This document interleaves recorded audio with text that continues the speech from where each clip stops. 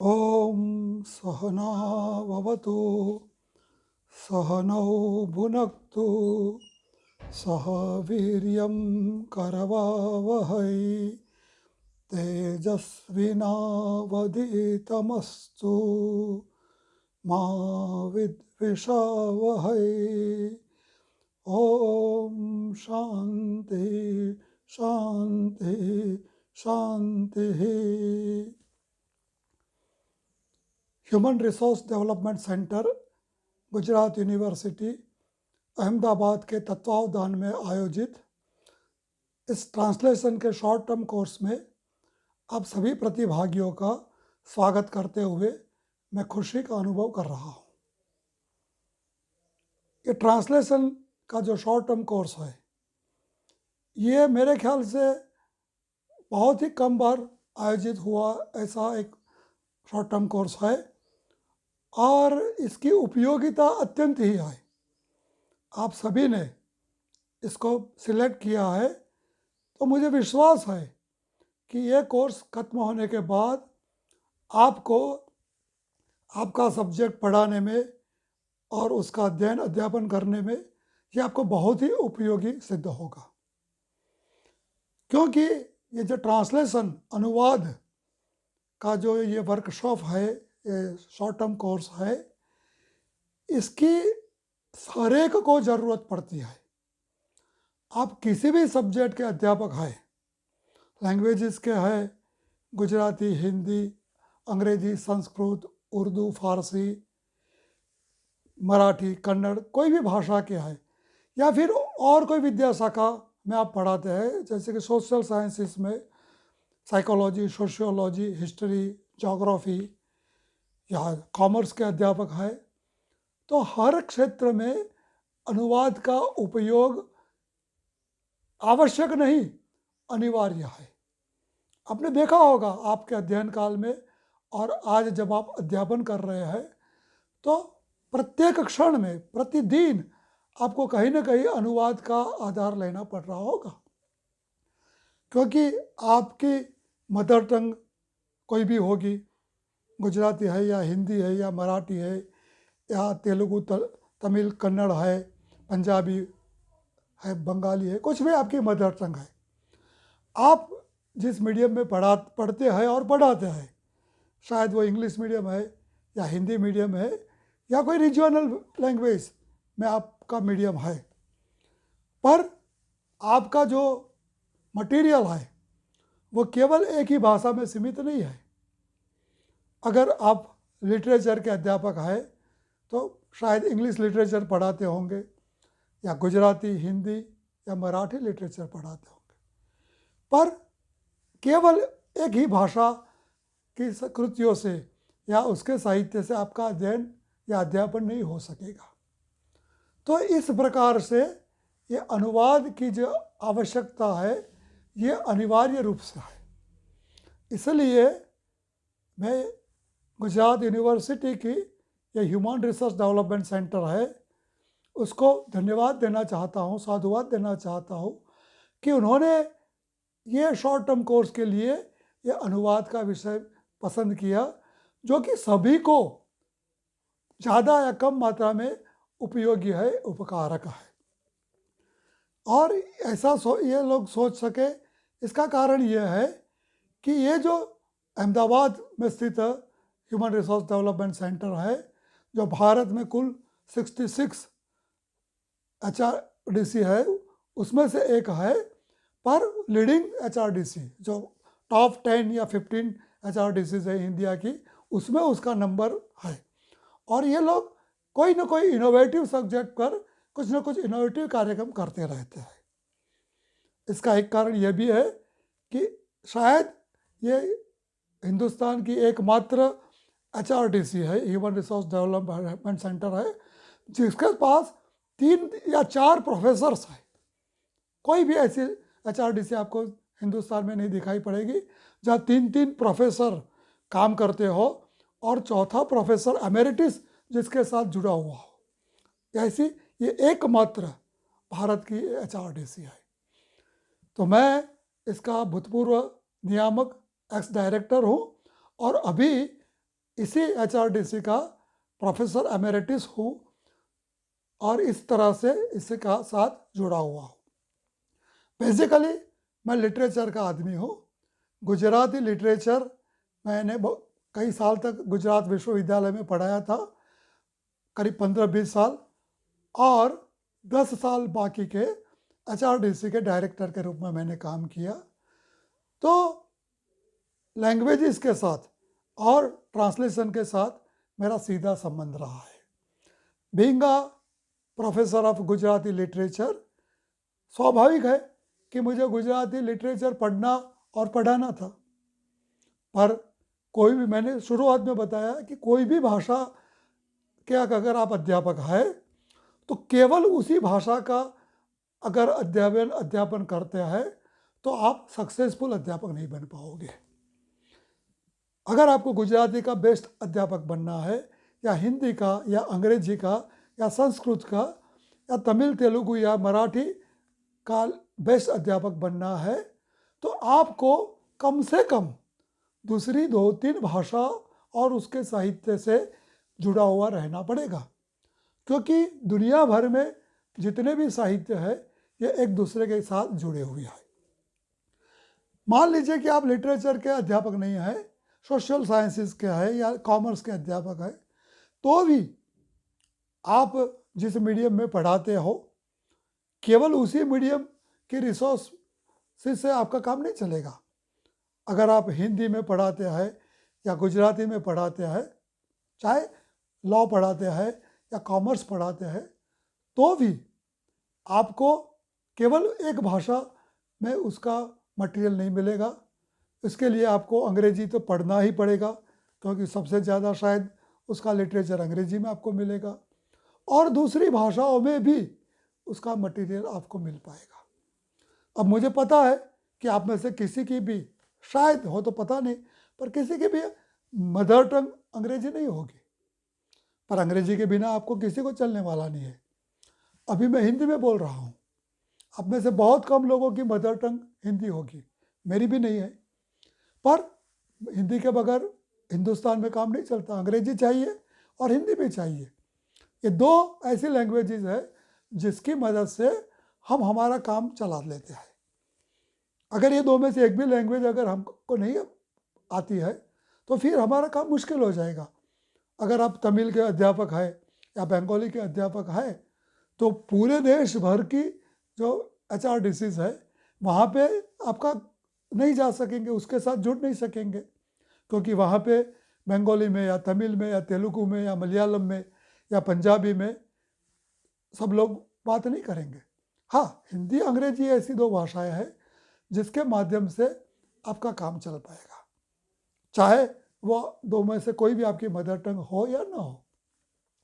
तो इस प्रकार अनुवाद की आवश्यकता, अनिवार्यता हम सभी को है, ये तो सिद्ध हो गई बात।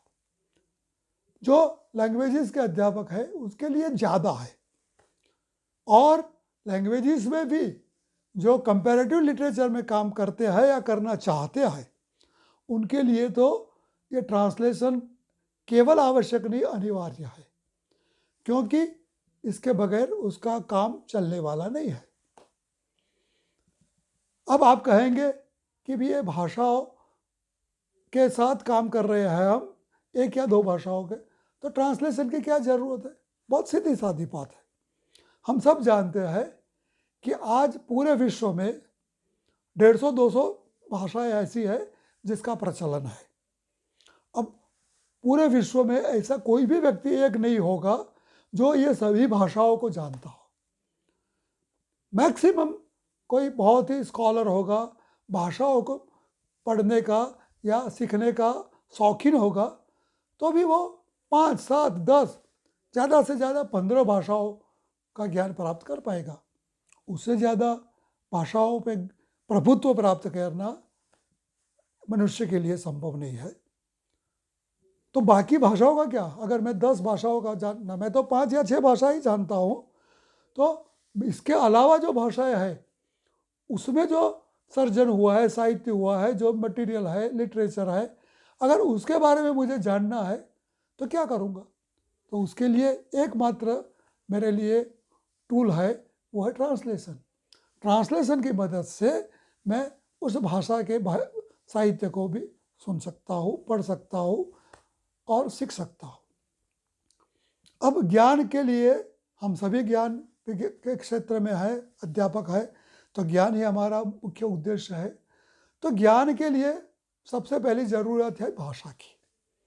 भाषा के बिना, शब्द के बिना हम ज्ञान प्राप्त नहीं कर पाते। और भाषा सामान्यतः मनुष्य के लिए है। अब ये जो पृथ्वी जिसके ऊपर हम लोग निवास कर रहे हैं, रह रहे हैं, ये तो बहुत पुरानी है। आप में से कई लोग जानते होंगे कि 460 करोड़ साल पहले ये पृथ्वी का प्रादुर्भाव हुआ था। उसके पहले सूर्य था, जिसको हम सन कहते हैं, वो था, पृथ्वी नहीं थी। जो सूर्य है वो भी एक स्टार है, ये तारा है ये।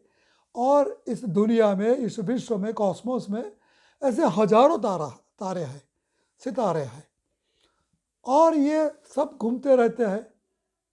तो कई साल पहले ये सूर्य और कोई दूसरा तारा होगा उसके जितना ही बड़ा, ये दोनों के बीच टक्कर हो गई, और उस टक्कर में सूर्य के कुछ भाग, कुछ हिस्से उससे अलग हो गए, और जो अलग हो गए वो भी सूर्य की तरह ही थे, सूर्य में से बिखरे हुए थे, और उसके आसपास घूमने लगे।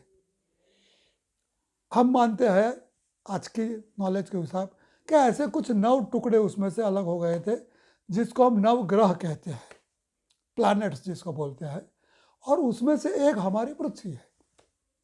ये सभी 9 ग्रह सूर्य के इर्द गिर्द चारों ओर घूमते हैं, और अपनी धरी पर भी घूमते रहते हैं। करोड़ों साल से, मैंने कहा 460 करोड़ साल पहले ये घटना या दुर्घटना जो भी कहिए वो घटी होगी, और तब से ये पृथ्वी सूर्य की अपनी धरी के आसपास और सूर्य के आसपास मंडराती रहती है, घूमती रहती है। अब सूर्य तो आप जानते हो कि आग का गोला है, केवल उसमें आग ही है।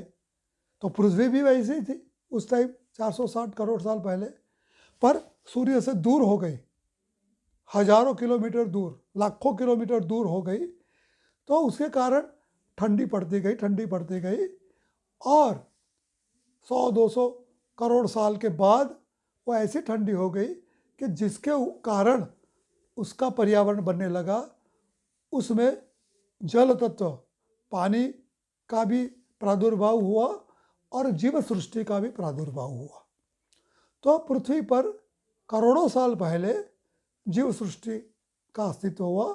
पहले तो जिसको हम एक कोशी जीव कहते हैं, ऐसे छोटे वायरस जिसको आजकल हम बोलते हैं, जिसमें से का एक ही कोरोना वायरस है अभी जिसके बारे में हम लोग सुन रहे हैं। तो ऐसे हजारों तरह के वायरस, शॉर्ट जो कहते हैं, छोटे छोटे जीव इस पृथ्वी पर अस्तित्व में आए करोड़ों साल पहले, 200-300 करोड़ों साल पहले की बात है। और उसमें से धीरे धीरे धीरे जाके फिर और दूसरे पशुओं, पक्षियों, प्राणियों का प्रादुर्भाव हुआ, उसको भी करोड़ों साल लग गए। और जिसको उत्क्रांति कहते हैं हम, उसमें सबसे अंत में मनुष्य आया।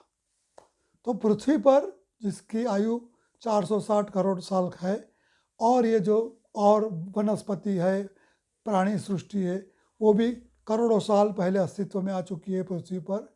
उस पर मनुष्य को अस्तित्व में आए हुए उसके विद्वान लोग कहते हैं कि मुश्किल से 2 लाख साल हुए हैं। तो हमारी इस पृथ्वी पर जो है ये 2 लाख साल से ज़्यादा पुरानी कोई इतिहास नहीं है। अब 2 लाख साल से इस पृथ्वी पर मनुष्य जाति विचरण कर रही है, निवास कर रही है, पर उसके बारे में हमारे पास क्या जानकारी है? मान लीजिए कि आज से 1 लाख साल पहले इस पृथ्वी पर, अभी मैं बैठा हूँ अहमदाबाद नगर में, आप जहाँ पर भी बैठे हुए होंगे, जो भी सिटी में या टाउन में, वहाँ पे 1 लाख साल पहले कौन निवास करते थे, कैसे थे, कुछ हम जानते हैं? नहीं जानते हैं। चलो लाख साल की बात, मनुष्य थे तो जानते हैं, यानी हमारे पूर्वज उस समय थे लाख साल पहले, ये हकीकत है। पर वो कौन थे, क्या सोचते थे, उसके बारे में हमारे पास कुछ नॉलेज नहीं है। लाख साल की बात छोड़िए, आज से 20-25 हज़ार साल की पहले की बात सोच करिए। चलो उस टाइम पे ये पृथ्वी पर या हमारे भारतवर्ष में, भारतवर्ष तो होगा ही उस समय 15-20 हज़ार साल पहले, कौन कौन लोग रहते थे, क्या करते थे, उनका जीवन क्या था, हमें कुछ पता नहीं है। क्यों पता नहीं है? थे, ये हकीकत है, रहते थे, हमारी तरह भी 50 साल, 100 साल, 125 साल तक जीते भी होंगे, काम भी करते होंगे, सोचते भी होंगे, सब करते होंगे, पर उनके बारे में हमारे पास कुछ भी नॉलेज नहीं है। क्यों नहीं है? एक ही कारण है कि उस समय उन्होंने जो कुछ भी किया करते थे वो शब्दबद्ध नहीं हुआ है, या हुआ होगा तो हमारे पास आज उपलब्ध नहीं है। तो ज्ञान को प्राप्त करने का सबसे महत्वपूर्ण जो जरिया है वो भाषा है, शब्द है। और उस भाषा में जो सर्जन होता है, साहित्य जिसको हम कहते हैं, उसी के माध्यम से हम जो है तो ज्ञान विज्ञान प्राप्त कर सकते हैं। इसलिए वर्सफोल्ड नामक जो एक बहुत बड़े इंग्लिश क्रिटिक हो गए, विचारक हो गए, उन्होंने कहा था कि ये जो लिटरेचर है, साहित्य है, ये ह्यूमन काइंड, मानव जाति का ब्रेन है, उसका मस्तिष्क है। जैसे कि हमारे पास, हर एक मनुष्य के पास एक मस्तिष्क है। आज आपकी जो कुछ भी उम्र होगी, मान लीजिए कि 25 साल है, 30 साल है, 35 साल है, या मेरे जैसे बुजुर्ग की 60 साल से ज़्यादा भी उम्र होगी, 65 ईयर होगी, तो हमारे जीवन में जब से हमारा जन्म हुआ तब से लेके आज तक, आज की जो तारीख है 13 दिसंबर 2020, तब तक हमने जीवन में क्या कुछ किया, क्या कुछ हमने किया, वो सब जानना है। तो उसके लिए हमारे पास एक ही उपकरण है, हमारा मस्तिष्क है, हमारा ब्रेन है। उसमें उसके संस्कार डाटा के रूप में संग्रहित है, और उसको हम फिर याद करते हैं, हमारी याददाश्त है, और उसके आधार पे हमारे जीवन में हमने क्या क्या अनुभव किया, क्या क्या प्राप्त किया, इसका नॉलेज हम मिलाते हैं। अब ये हमारे जीवन की बात है, हमारे आयुष्य काल में ही है। हमारा पहले का जन्म क्या था, अगर था तो उसमें हम क्या थे, इसके बारे में हम नहीं जानते। तो आज से 50-100 साल पहले जो लोग पैदा हो गए, या 1000-2000 साल पहले पैदा हो गए हमारे देश में या दुनिया भर में, वो कौन थे, क्या थे, उन्होंने क्या कुछ किया, अगर उसके बारे में हमें जानना है तो इतिहास में जाना पड़ेगा। पर इतिहास भी क्या, कहाँ से मिलेगा हमको? इतिहास भी एक बुक के फॉर्म में होगा, साहित्य के रूप में होगा, और साहित्य यानी कुछ किताब के रूप में मिलेगा। तो ऐसी जो कुछ भी किताबें हमारे पास है, उसी के आधार पे हम मनुष्य जाति का जो पिछले 3-4-5 हज़ार साल का इतिहास है, उसका जो कुछ भी संस्कृति है, संस्कार है, उसके बारे में जान पाते हैं। आप सबको पता है, ज़्यादातर लोगों को होगा, अधिकांश, कि अभी जो हमारे पास लिटरेचर है, साहित्य है, उसमें दुनिया भर में, मैं केवल भारत की बात नहीं करता हूँ, पूरे विश्व में सबसे प्राचीनतम अगर कोई ग्रंथ है, पुस्तक है, तो वो ऋग्वेद है। ये सर्व स्वीकृत और सर्वविदित हकीकत है। अब संस्कृत में, भाषा में ये ऋग्वेद रचा गया है, तो संस्कृत भाषा और ऋग्वेद 3-4 हज़ार साल से ज़्यादा पुराना नहीं होगा, कि 4-5 हज़ार साल से पहले तो शायद संस्कृत भाषा भी नहीं होगी, और ऋग्वेद जैसे कोई ग्रंथ भी। तो ऋग्वेद और उसके बाद जो बाकी 3 वेद रचे गए, अथर्ववेद है, या यजुर्वेद है, या सामवेद है वगैरह, तो ये 4 वेद है जो प्राचीनतम विश्व का साहित्य है। और उसके बाद में फिर दूसरे जो कुछ भी ग्रंथ, हमारे संस्कृत की बात करें तो पुराण वगैरह लिखे गए, महाभारत, रामायण जैसे महाकाव्य रचे गए, 18 पुराण रचे गए, और उसके बाद में तो फिर बहुत सारे किताबें लिखी गई संस्कृत में भी। आज तक संस्कृत भाषा अभी जीवित है। विश्व की प्राचीनतम भाषाओं में से एक है संस्कृत और आज तक जीवित है। अभी भी भारत की और दुनिया भर की कई यूनिवर्सिटीज़ में संस्कृत पढ़ी जाती है, पढ़ाई जाती है। तो ये संस्कृत भाषा का इतिहास है। पर मैंने शुरू में बताया कि विश्व में 150-200 से ज़्यादा भाषाएं हैं, तो उसमें से संस्कृत तो एक ही भाषा है। संस्कृत में जो भी 3-4 हज़ार साल में लिटरेचर लिखा गया है, उसको संस्कृत के जो कुछ भी ज्ञाता है, और आज दुनिया में बहुत ही कम है।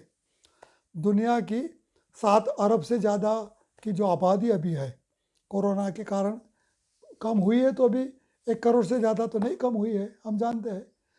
तो अभी भी 7 अरब से यानी 700 करोड़ से ज़्यादा जो मनुष्य विद्यमान है, उसमें से संस्कृत जानने वाले कितने? 1 लाख भी मुश्किल से होंगे शायद पूरे विश्व में, हिंदुस्तान के बाद। तो बाकी लोगों को ये संस्कृत साहित्य के बारे में, अभी मैंने ये हमारे व्याख्यान के प्रारंभ में ही कुछ ऋग्वेद के ही और वेदों के ही, ये जिसके अंतर्गत उपनिषद आते हैं, उसका ही एक शांति मंत्र का पठन किया था। आप में से कई लोगों ने वो सुना होगा, और जो संस्कृत का थोड़ा बहुत ज्ञान जानते हैं उनको उसका अर्थ भी पता चला होगा। दूसरों लोगों को अर्थ नहीं भी पता चला होगा, पर उनको लगा कि ये कोई संस्कृत की प्रार्थना है। अब प्रार्थना क्या थी? अगर जिसको संस्कृत बिल्कुल नहीं आता है उसको अगर जानना है, जैसे कि आप में से जो लोग संस्कृत नहीं जानते उनको अगर जानना है कि मैंने व्याख्यान के शुरुआत में कुछ मंत्र वगैरह पढ़ा, उसका मतलब क्या है, तो हिंदी भाषा में मैं आपको बता रहा हूँ। हिंदी आप लोग जानते हैं तो उसके माध्यम से आप उसका अर्थ समझ सकते हैं कि ये विद्या प्राचीन काल में ऋषि, जो हमारे वेदों के अंतर्गत आने वाले उपनिषद है, वो उपनिषद भी क्या थे? आज जैसे मैं और आप ऑनलाइन एक दूसरे से संवाद कर रहे हैं, अगर ये कोरोना नहीं होता तो प्रत्यक्ष संवाद भी हमारा होता। मैं क्लासरूम में पढ़ाता और आप क्लासरूम में बैठ के मेरी बात सुन रहे होते। पर अभी ऐसा वातावरण है कि नहीं। पर उस ज़माने में, आज से 2-3-4 हज़ार साल पहले, कोई ऐसे शिक्षक थे, आचार्य थे, उसके पास कुछ 5-25-50 लोग जाते थे और उसके साथ संवाद करते थे, उससे ज्ञान प्राप्त करते थे, जिसको हम गुरुकुल कहते हैं प्राचीन काल के। जैसे कि भगवान कृष्ण थे तो उनको भी पढ़ने के लिए सांदीपनी विद्यालय में जाना पड़ा था। सांदीपनी ऋषि थे जो उसके आचार्य थे, उनके पास जाके वो उनके ब्रदर थे बलराम जी, फिर उनके साथ पढ़ने वाले सुदामा जी, ये सब और दूसरे भी कुछ लोग होंगे, 20-25 लोग होंगे, वो सब लोग विद्या का ग्रहण करते थे। तो उस प्राचीन काल में, ऋषि योग के काल में, उपनिषद काल में, आचार्य और शिष्य यानी गुरु और शिष्य जब साथ में मिलकर विद्या का अध्ययन करते थे तो ये शांति मंत्र का पाठ करते थे। उसमें ऐसा कहा है कि हम दोनों, यानी मैं गुरु और आप शिष्य, हम दोनों साथ साथ में अध्ययन करें। ये जो अध्ययन की प्रक्रिया है 2 वे है, एक बोलता है दूसरा सुनता है, ऐसा नहीं है। मैं आपसे भी समझ सकता हूँ, जान सकता हूँ, आप मुझसे भी जान सकते हैं। तो ये 2 वे प्रोसेस है। तो हम विद्या की उपासना करें, हम दोनों गुरु शिष्य, और हमारे दोनों के बीच में कोई प्रकार का द्वेष ना हो। राग द्वेष ऐसी चीज़ है जिसके कारण हमारी जो ज्ञान प्राप्त करने की क्षमता है वो कुंठित हो जाती है। अगर आप में से किसी को मेरे प्रति द्वेष है, मान लीजिए, तो उसको मेरी बात समझ में आएगी पर उसको मज़ा नहीं आएगी कि ये बकवास क्या कर रहा है बेवकूफ़ आदमी। तो मैं जो कुछ भी ज्ञान दूंगा आपको, उसको आप ग्रहण नहीं कर पाओगे। तो ये द्वेष भावना अगर नहीं है, एक दूसरे के प्रति प्रेम भाव है, मुझे आपके प्रति प्रेम है, आपको मुझे मेरे प्रति है, तो ये जो विद्या प्राप्त करने की क्षमता है ये बढ़ जाती है, और उसमें दोनों का ही भला होता है, कल्याण होता है। एक दूसरे का विद्वेष नहीं करेंगे हम, तो हम जो ज्ञान मैंने प्राप्त किया है और आपको दे रहा हूँ, और आपके पास से मैं भी जो प्राप्त कर रहा हूँ, ये बहुत ही तेजस्वी होगा। और उससे दोनों लाभान्वित होंगे। तो इस प्रकार की जो प्रार्थना है ये किसी भी प्राचीन काल में विद्यारंभ करने के लिए की जाती थी। अब वो तो संस्कृत में थी और आज भी हम संस्कृत में ही वो बोलते हैं। अलबत्त उसका हिंदी या अंग्रेजी या कोई भी भाषा में अनुवाद कर सकते हैं और पर जो वाइब्रेशंस, जो पावर जो ओरिजिनल संस्कृत में है वो उसका अनुवाद में नहीं आएगा। अगर वही बात हिंदी में बोलता तो आपको इतनी वो अपीलिंग नहीं आती, इतनी वो मज़ा नहीं आती जो संस्कृत में है। तो ओरिजिनल भाषा की बात अलग है, पर अब नहीं जानते हैं वो भाषा तो ट्रांसलेशन की मदद से, अनुवाद की मदद से हम उसको समझने का प्रयास करेंगे। तो ये बात हुई। अब हम अपनी बात पर आए तो ऐसे संस्कृत भाषा में लिखा गया। अब दुनिया में प्राचीन काल से मनुष्य जाति है, केवल हिंदुस्तान में नहीं है, दूसरे भी पूरे विश्व में मनुष्य जाति तो थी। 10,000 20,000 साल की बात छोड़िए, 3-4 हज़ार साल की बात करते हैं क्योंकि हमारे पास उसका डाटा है। तो ग्रीस छोटा सा यूरोपियन कंट्री है, अभी आज भी है, उस समय भी था। तो वहाँ ग्रीक भाषा बोली जाती थी उस समय, आज भी। और उस समय वहाँ भी बड़े बड़े अच्छे स्कॉलर पैदा हुए हमारे देश में जैसे हुए 2,500-3 हज़ार साल पहले हमारे यहाँ भगवान बुद्ध, महावीर स्वामी जैसे हो गए, चाणक्य जैसे विद्वान हो गए, और उसके पहले रामकृष्ण वगैरह हो गए। तो ये सब हमारे देश में हो गए। तो ग्रीस में भी 2,500-3 हज़ार साल पहले अगर देखो तो सोक्रेटिस, प्लेटो, अरिस्टोटल ऐसे बड़े बड़े स्कॉलर हो गए। अब उस जमाने वो भी टीचर ही थे और अपने विद्यार्थियों को पढ़ाते थे। तो उनका नॉलेज तो ग्रीक भाषा में था, उनको पढ़ने वाले सुनने वाले भी ग्रीक थे और 2,500-3 हज़ार साल पहले उन्होंने कुछ पढ़ाया होगा। पर उन्होंने क्या पढ़ाया और क्या उनकी विचारणा थी, ये आज हम भी दुनिया भर के लोग समझ सकते हैं। कैसे? मुझे ग्रीक नहीं आती और मैं समझता हूँ आप में से भी शायद किसी को आती होगी, अधिकतर को, ज़्यादातर लोगों को ग्रीक भाषा तो नहीं आती होगी। फिर भी प्लेटो ने क्या कहा था, एरिस्टोटल ने क्या कहा था, सोक्रेटिस ने क्या सोचा था, विचारा था, ये सब हम जानते हैं। कैसे जानते हैं? तो हमारी जो भाषाएं हैं, जैसे कि मेरी गुजराती भाषा है, आप में से किसी की हिंदी होगी या अंग्रेजी या बंगाली या मराठी, तो उस भाषा में वो उससे 2,500-3 हज़ार साल पहले सोक्रेटिस की जो किताब थी, उस ज़माने में तो प्रिंटिंग प्रेस नहीं था, तो हस्तक प्रत के रूप में, मैन्यूस्क्रिप्ट में रूप में रही होंगी। और 150-200 साल पहले जब ये प्रिंटिंग टेक्नोलॉजी की शुरुआत हुई तो उसके बाद ये सब मैन्यूस्क्रिप्ट है वो प्रिंट होने लगी, यानी बुक फॉर्म में आने लगी। आजकल तो अब डिजिटल फॉर्म में भी आने है, टेक्नोलॉजी और भी आगे बढ़ गई है। तो उस समय की ये मैन्यूस्क्रिप्ट जिसको किसी ने किसी संग्रह करके रखा होगा, और सौभाग्य से पहले ग्रीस में से अंग्रेजी में या फ्रेंच में या जर्मन में ट्रांसलेट हुई होगी, और फिर अंग्रेजी वगैरह की भाषाओं के थ्रू हमारी इंडियन भाषाओं में वो सब आ गई किताबें। आज गुजराती भाषा में भी ये सोक्रेटिस, प्लेटो, एरिस्टोटल वगैरह की विचार के ग्रंथ है, ये उपलब्ध है। तो मैं गुजराती भाषा में भी अगर वो पढ़ना चाहूँ तो पढ़ सकता हूँ। अंग्रेजी में तो बहुत सारा उस लिटरेचर उसके बारे में उपलब्ध है। तो 2,500-3 हज़ार साल पहले ग्रीस में क्या हुआ था ये हम जान सकते हैं। चीन की भी बहुत ही प्राचीन पुरानी संस्कृति है, वहाँ भी बड़े बड़े विद्वान स्कॉलर हो गए। तो उन्होंने तो 2,500 हज़ार साल पहले वहाँ क्या कुछ सोचा था, और पिछले 2-2,5 हज़ार साल में वहाँ जो विद्वान हो गए, ह्यूएन सांग से लेकर कई लोग हो गए, बड़े बड़े स्कॉलर जो दुनिया भर में घूमे और उन्होंने ज्ञान इकट्ठा किया, और उसका उनका भी क्या सोचना था, विचारना थी, ये सब आज अगर हमको जानना है तो चाइनीज़ तो हम में से मुश्किल से कोई 1-2 लोग जानते होंगे, हम नहीं जानते। पर चाइनीज़ में से और भाषाओं में, अंग्रेजी में से हिंदी में से अपनी भाषाओं में ट्रांसलेट होते होते आ गया। तो इस प्रकार ट्रांसलेशन के माध्यम से ये पूरे विश्व में मनुष्य जाति ने पिछले 3-4 हज़ार साल में जो कुछ भी सोचा है, जो कुछ भी अनुभव किया है, जो कुछ भी ज्ञान के क्षेत्र में संप्राप्त किया है, उसको अगर हमें को पढ़ाना है तो ये 150-200 भाषाओं में उपलब्ध है। केवल ये मैंने जो 4-5 भाषाओं का उल्लेख किया उसमें नहीं है, तो मैं जानता हूँ उसके बाकी और भी भाषाओं में नॉलेज हुआ होगा।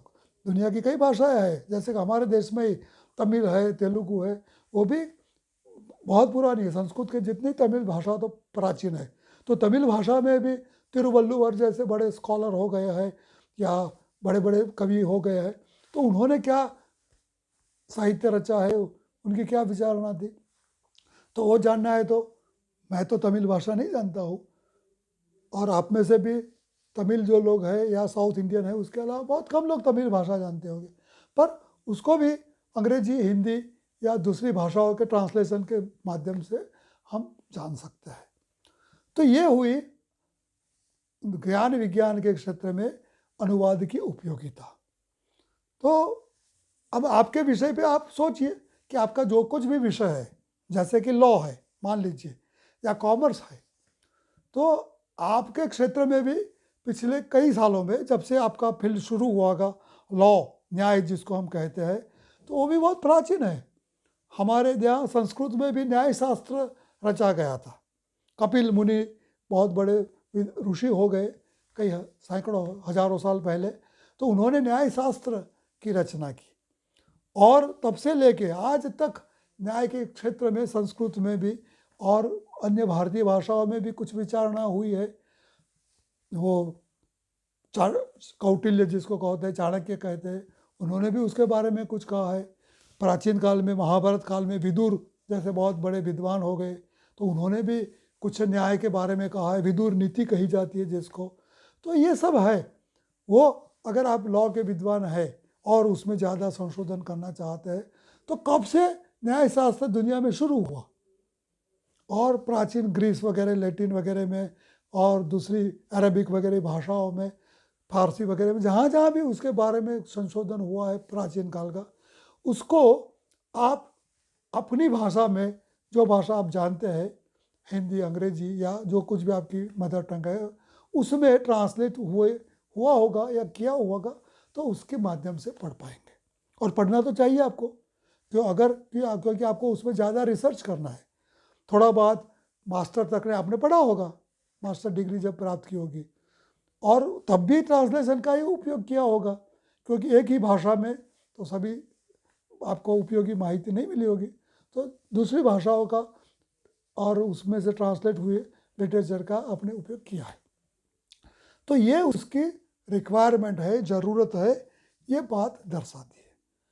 अब ये सिद्ध करने के लिए मुझे बहुत 1 घंटे तक बोलूँ तो जरूर नहीं है। बात हुई ट्रांसलेशन की। ट्रांसलेशन उपयोगी है, हम सभी के लिए उपयोगी है, ये सिद्ध हो गया। तो हमको ट्रांसलेशन क्या है वो समझना भी चाहिए, और थोड़ा बहुत ट्रांसलेशन करना भी चाहिए, तब जाके इसकी ज़्यादा उपयोगिता सिद्ध होगी। अगर आप कैसे तैरना एंड हाउ टू स्विम, उसके बारे में कोई शॉर्ट टर्म कोर्स 1 हफ्ते का करते हैं मान लीजिए, और 1 हफ्ते के अंदर आपको मान लीजिए कि रोज के 4 के हिसाब से 24 लेक्चर दिए जाते हैं। 24 लेक्चर और प्रैक्टिकल्स वगैरह सब आप सुनेंगे, पढ़ेंगे, और बहुत अच्छी नॉलेज आप ऑनलाइन घर पर बैठे ही समझ जाएंगे। उसके बाद में HRDC के जो व्यवस्थापक लोग हैं, वो आपके एग्ज़ाम भी ले लेंगे, आपको ग्रेड भी दे देंगे। मान लीजिए कि स्विमिंग के बारे में कोई शॉर्ट टर्म कोर्स में आपको A ग्रेड मिल गया, तो क्या उससे A ग्रेड का सर्टिफिकेट आपके पास आ गया, तो वो लेके अगर आप कहीं नदी में जाएंगे, कहीं दरिया किनारे पे जाएंगे, तो क्या संभव है कि आप तैरना समझ आएंगे, क्योंकि आपने तो शॉर्ट टर्म कोर्स किया है और गुजरात यूनिवर्सिटी के HRD से किया हुआ है, तो उससे आपको वो तैरना आ जाएगा, नहीं आएगा। आप जानते हैं कि केवल थियोरी से काम नहीं चलेगा, प्रैक्टिकल आपको करना ही पड़ेगा। कितनी भी थियोरी आप समझो, सोचो, विचारो, पर जब तक उसका प्रैक्टिकल विनियोग नहीं करते हैं, तब तक ये ज्ञान है वो आत्मसात नहीं होता है। तो जैसे तैरने के लिए तैरने की जो कुछ भी पद्धतियाँ है वो समझना ज़रूरी है, उसकी थियोरी समझना ज़रूरी है, पर उसका प्रैक्टिकल नॉलेज भी, यानी उसको तैरने की प्रत्यक्ष कला भी आपको सीखनी चाहिए, तब जाके आप उसमें माहिर होगे। तो ऐसा ही ये कोर्स का भी है कि आप 6 या 7 दिन के इस कोर्स में जो कुछ भी सुनेंगे, कई विद्वानों के साथ पर अनुभव को सुनेंगे और उसको नोट डाउन करके उसके आधार पे आपके एग्ज़ाम भी देंगे और ग्रेड भी प्राप्त कर लेंगे। मैं तो आपको शुभेच्छा देता हूँ कि आप सभी को ए ग्रेड मिल जाए, पर मैंने कहा कि ए ग्रेड मिलने के बावजूद जब तक आप अनुवाद का उपयोग नहीं करेंगे, उसको प्रत्यक्ष विनियोग नहीं करेंगे, तब तक आपकी मास्टरी अनुवाद पे नहीं आएगी। केवल नॉलेज से, पढ़ने से, सुनने से कोई भी उस ज्ञान में माहिर नहीं हो सकता। इसलिए ज़रूरी ये है कि आप में से जो लिटरेचर वाले हैं, कोई भी लिटरेचर हो, गुजराती, हिंदी, अंग्रेजी, संस्कृत, बंगाली, मराठी, तमिल, तेलुगु, जो भी लिटरेचर अगर आप पढ़ाते हैं, तो आपके लिए तो ये अनुवाद, मैंने कहा शुरू में, केवल आवश्यक नहीं, अनिवार्य है। क्योंकि आपके फील्ड में अगर आपको माहिर, आप तुलनात्मक साहित्य यानी कंपेरेटिव लिटरेचर का अध्ययन करते हो या ना करते हो उनकी तो बात ही छोड़िए, पर अगर आप केवल ही लिटरेचर पढ़ते हो और पढ़ाते हो तो भी अनुवाद करना आपको उत्तम अध्यापक, श्रेष्ठ अध्यापक बनने में बहुत ही उपकारक होगा। इसलिए ये कोर्स में जो भी लिटरेचर वाले हैं उनको तो मैं कहूँगा कि यह कोर्स ख़त्म हो उसके दूसरे ही दिन से अगर आप ट्रांसलेशन करते हैं तो वेल एंड गुड, तो आप अच्छा और ज़्यादा अच्छी तरह से कर पाएंगे जिनका अनुभव है, क्योंकि ज़्यादातर लिटरेचर वाले लोग ट्रांसलेशन करते ही होते हैं।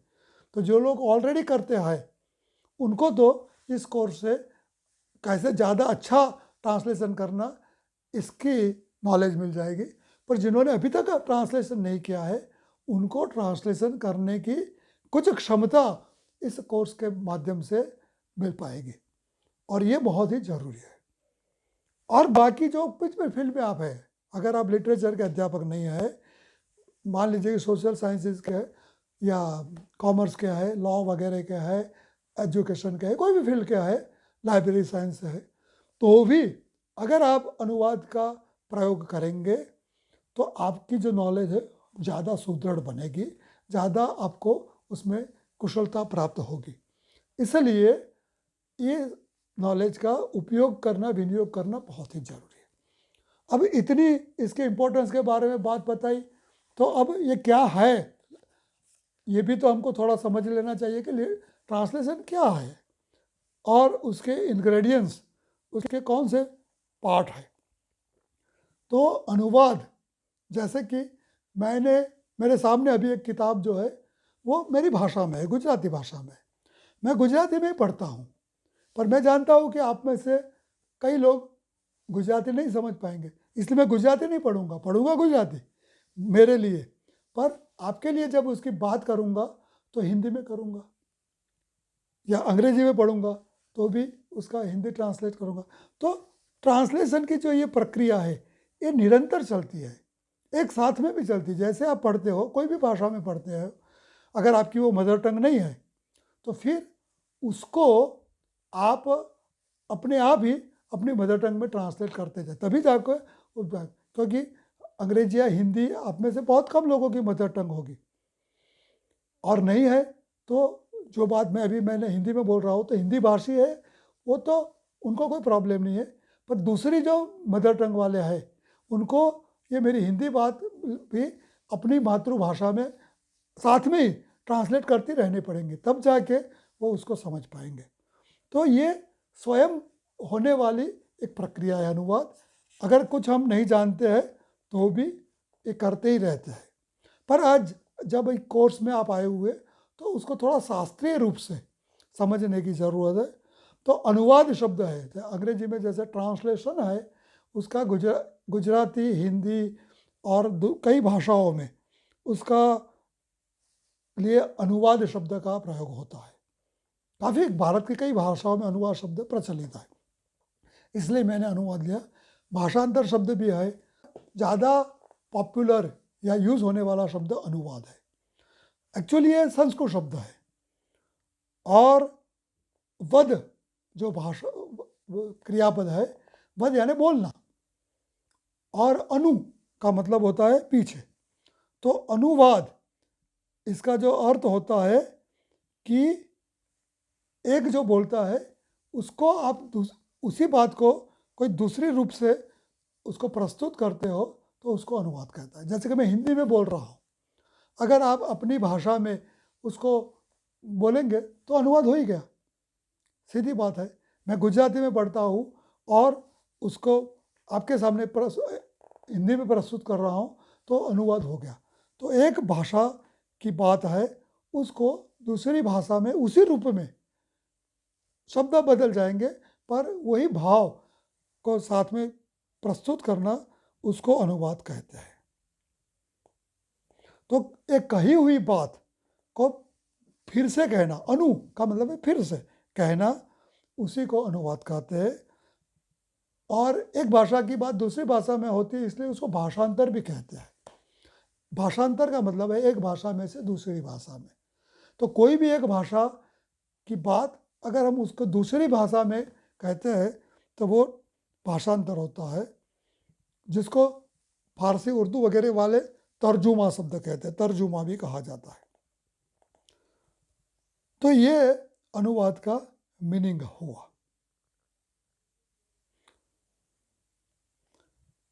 ट्रांसलेशन शब्द है वो भी इसी प्रकार का, अनुवाद शब्द अनु और वाद ये दो को मिला के बना है। तो ट्रांसलेशन है, ये एक्चुअली तो अंग्रेजी शब्द भी नहीं है, ओरिजिनल तो लैटिन भाषा का शब्द है। और वहाँ ट्रांस और लेशन ये दो शब्दों के विनियोग को जॉइंट करने से ट्रांसलेशन शब्द बना हुआ है। तो उसका भी अर्थ यही है, एक भाषा में से दूसरी भाषा में ले जाने की प्रक्रिया का मतलब है ट्रांसलेशन। तो ये उसका मीनिंग हुआ। अब उसकी व्याख्या भी समझ लेनी चाहिए हमको। कई लोगों ने उसकी व्याख्या देने का प्रयास किया है कि किस प्रकार से अनुवाद को डिफाइन किया जा सकता है। तो जेसी कैरफ्रोड नामक एक विद्वान हो गए, उन्होंने ए लिंग्विस्टिक थियोरी ऑफ ट्रांसलेशन नामक एक बुक लिखी है। उसमें ट्रांसलेशन के बारे में लिखा है कि translation is the replacement of textual material in one language by equivalent textual material in another language. ये मिस्टर कैरफ्रोड की उसकी समझ है कि एक भाषा में जो टेक्स्ट है उसको दूसरी भाषा में ले जाना उसको ट्रांसलेशन कहते हैं। अब दो भाषाएं हुई तो जिस भाषा में है मटेरियल उसको सोर्स लैंग्वेज कहते हैं, संस्कृत में स्रोत भाषा जिसको कहते हैं। और जिस भाषा में ले जाना है उसको लक्ष्य भाषा है ना कि टारगेटेड लैंग्वेज कहते हैं, टारगेट लैंग्वेज कहते हैं।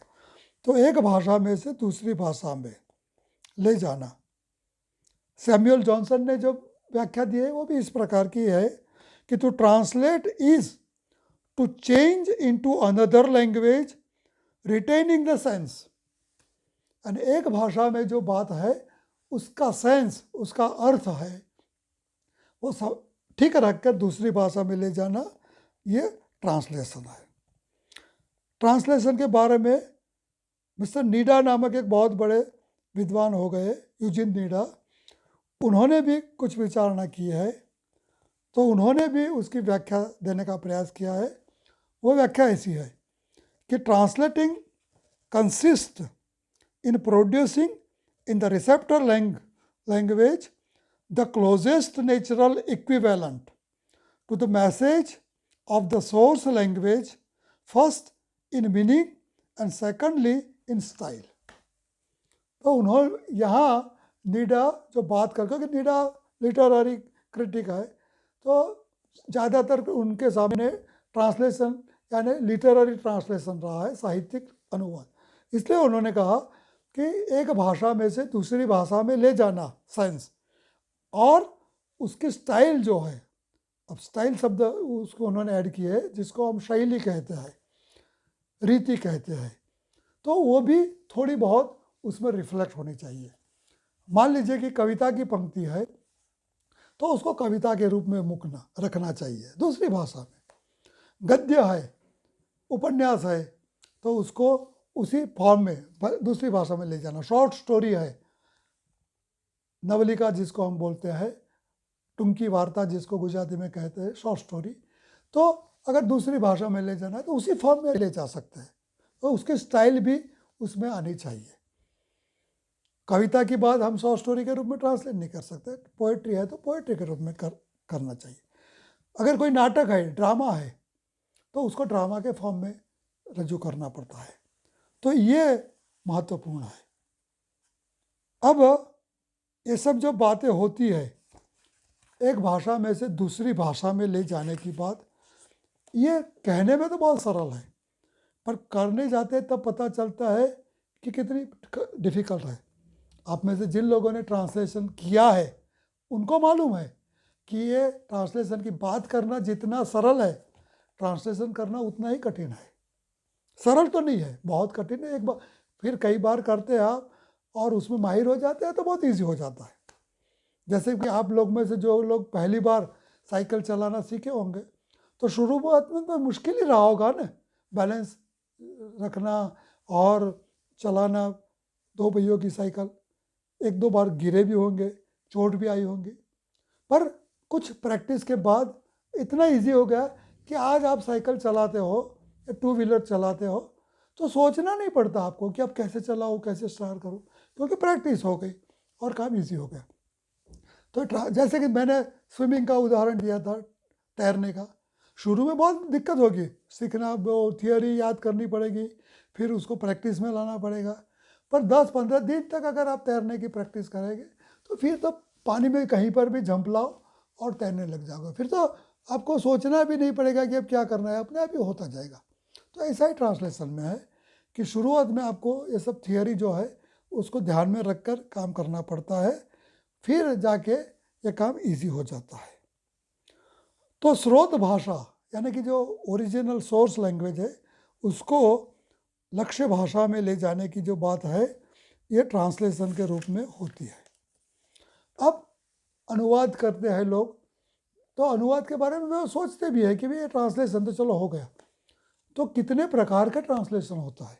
एक प्रकार का नहीं होता है, कई प्रकार के होते हैं।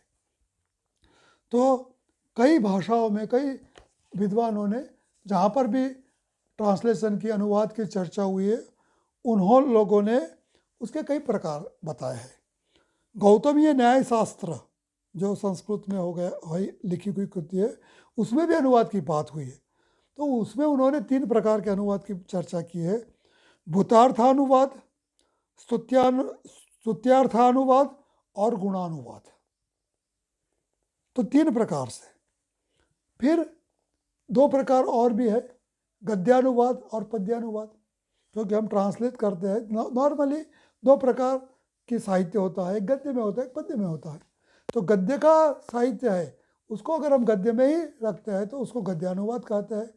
पद्य में लिखी हुई जो कुछ साहित्य है उसको पद्य में अनुवाद करते हैं तो उसको पद्यानुवाद भी कहते हैं। तो दोनों, ऐसा जरूरी नहीं कि पद्य का पद्य में ही अनुवाद हो, पद्य की कृति है उसका गद्यानुवाद भी हो सकता है। तो और गद्य की कृति का भी आप गद्यानुवाद और पद्यानुवाद कर सकते हो, ऐसा जरूर नहीं कि गद्य है तो आप उसको गद्य में ही रखें। पर नॉर्मली गद्य का गद्य में अनुवाद होता है, पद्य का पद्य में अनुवाद होता है। अब किस प्रकार से अनुवाद करते हैं, किस टेम्परामेंट से, किस रीति से, उसके आधार पे भी उसके कुछ प्रकार रखे गए हैं। जैसे कि शब्दानुवाद, एक है शब्दानुवाद यानी शब्दशः अनुवाद, एक शब्द लेके उसको ट्रांसलेट करते हैं। जैसे का आपको इस कोर्स के दरमियान मशीन ट्रांसलेशन की बात कोई करेगा, कंप्यूटर द्वारा जो ट्रांसलेशन होता है उसकी भी बात की जाएगी, तो वो शब्दशः अनुवाद होता है। जो भी कंप्यूटर आजकल तो अनुवाद करता है, आपको मालूम है, तो उसको एक वाक्य दो देंगे आप, तो उसमें जितने भी शब्द होंगे जो भी भाषा में आपने मान लीजिए कि आपका अंग्रेजी भाषा में एक वाक्य दिया है, तो उसमें जितने भी शब्द है उसका दूसरी जो भी भाषा में ट्रांसलेशन करना होगा वो शब्दशः अनुवाद करेगा, मशीन भी करेगा। और इस प्रकार से हम मनुष्य लोग भी कई करते हैं। और कहाँ पर कहीं पर भी जरूर होता है, जैसे कि न्याय की बात अभी बताई, तो अब हमारा बंधारण है या कानून की किताबें है, तो उसका अंग्रेजी में अगर लिखी गई है, और आजकल का आपको मालूम है कि अब अगले साल से हमारे मोदी जी ने एक नई शिक्षा नीति का शुभारंभ करने जा रहे हैं, तो ये एक नई जो शिक्षा नीति आ रही है उसमें रीजनल लैंग्वेजेस पर बल दिया गया है, उसके ऊपर महत्व दिया गया है। तो आगामी 2-4-5 साल में भारत के कई भी भाषा जगह पर शिक्षा होगी, तो प्राइमरी एजुकेशन तो मदर टंग में होगी, और फिर सेकेंडरी एजुकेशन भी मदर टंग में हो सकती है, और अगर आप चाहे तो उच्च शिक्षा भी मदर टंग में ले सकते हैं। और होता है, हमारे गुजरात की मैं बात बताऊं तो गुजरात में आज भी ये नई शिक्षा नीति नहीं आई है, तब भी पहली जो पुरानी आज तक उसमें भी ऐसे कई स्टूडेंट्स हैं, और मेरे ख्याल से ज़्यादातर यानी मेजॉरिटी स्टूडेंट्स ऐसे हैं गुजरात में जिन्होंने अपनी मदर टंग में ही शिक्षा प्राप्त की है, प्राइमरी शिक्षा भी, सेकेंडरी भी, और मेरे जैसे ने तो पूरे डॉक्टरेट तक थी, मेरे पीएचडी तक, क्योंकि मेरा तो सब्जेक्ट ही गुजराती लिटरेचर था, तो मैंने पीएचडी भी गुजराती में किया। तो फ्रॉम केजी टू पीजी और डॉक्टरेट तक की जो मेरी विद्या है, शिक्षा है, वो मदर टंग में हुई है। और बाकी भी कई लोग हैं हमारे यहाँ, हिस्ट्री के प्रोफेसर होंगे, कोई ज्योग्राफी प्रोफेसर हो गए, कोई सोशियोलॉजी प्रोफेसर हो गए, तो गुजराती मीडियम में पढ़ाते हैं। हमारे यहाँ गुजरात की जो कॉलेजेस है, विद्यालय है, विश्वविद्यालय है, महाविद्यालय है, उसमें से आज की तारीख में भी मेजॉरिटी जो विश्वविद्यालय है या महाविद्यालय है उसमें गुजराती लिटरेचर मीडियम में अध्यापन होता है, तो उसमें काम करना पड़ता है। तो संभव है कि आप किसी भी मान लीजिए अंग्रेजी मीडियम में आप पढ़े हैं, पर अगर आपको गुजराती मीडियम में पढ़ाना है गुजरात में, या और कोई भाषा प्रांत में आपको हिंदी मीडियम में पढ़ाना है, तो स्वाभाविक है कि जो उसकी टेक्स्ट बुक होंगी उसको आपको दूसरी भाषा में ट्रांसलेट करना होगा। गुजरात में एक यूनिवर्सिटी ग्रंथ निर्माण बोर्ड है, कई सालों से है, क्योंकि गुजरात में कई सालों से मैंने कहा कि गुजराती मीडियम में विश्वविद्यालयों में, महाविद्यालयों में अध्ययन होता है, और आज पिछले 5-7 साल में अंग्रेजी का क्रेज़ बढ़ा है, उसके बावजूद भी आज भी मेजॉरिटी जगह पे गुजराती मीडियम में ही अध्यापन होता है। तो कोई भी भाषा, कोई भी विषय का जो अध्यापक है उसको अगर अपनी भाषा में पढ़ाना है तो उसको अंग्रेजी या हिंदी या दूसरी भाषा में जो टेक्स्ट बुक बनी हुई है, जो स्टैंडर्ड टेक्स्ट बुक है, उसको गुजराती में ट्रांसलेट करना ही पड़ेगा। और वो जब टेक्स्ट बुक का ट्रांसलेशन होता है, कोई सैद्धांतिक पुस्तक का अनुवाद होता है, तो शब्दशः करना पड़ता है। उसमें फिर आप 2-4 शब्द चला दो और कोई मीनिंग कर दो तो नहीं चलता। तो शब्दशः अनुवाद जो है, इसकी ज़रूरत इस प्रकार के ग्रंथों में, अगर बंधारण का अनुवाद हुआ है या सुप्रीम कोर्ट का या हाई कोर्ट का कोई जजमेंट है, आजकल तो अब बोल रहे हैं कि भाई हर एक भाषा में उसको ट्रांसलेट करना पड़ेगा। गुजरात में अब गुजराती भाषा में हाई कोर्ट में भी काम होने लगा है। तो न्यायशास्त्र के जो भी ग्रंथ आजकल के जो जजमेंट्स वगैरह थे उसको गुजराती में ट्रांसलेट करना पड़ेगा, तो उसको शब्दशः करना पड़ता है। उसमें आप कुछ भाव सारांश दे दो, ऐसा नहीं चलता। तो शब्दानुवाद की महत्ता है ये। और लिटरेचर में भी जहाँ गद्य ग्रंथों के कोई उपन्यास है, कोई निबंध है, कोई जगह पे कोई ज्ञान का विषय कृति है, तो उसका अनुवाद आपको करना है एस्थेटिक्स की कोई बुक है, कंपैरेटिव लिटरेचर की कोई बुक है, तो अगर उसको अपनी भाषा में करना है तो वहाँ भी ज़्यादातर शब्दानुवाद ही करना पड़ता है, क्योंकि हर एक डिटेल्स को दूसरी भाषा में ले जाना पड़ता है। पर हर जगह शब्दानुवाद करना संभव ही नहीं है, तो भावानुवाद भी होता है। और भावानुवाद जो है तो उसमें क्या होता है कि आपने टेक्स्ट जो है उसको पढ़ लिया, समझ लिया और उसके भाव को आत्मसात कर लिया और उसको फिर जहाँ तक संभव हो उसका अनुरूप रह के, उसको वफादार रह के, उसको फेथफुल रह के दूसरी भाषा में ले जाने का प्रयत्न करना पड़ता है। फिर छायानुवाद होता है।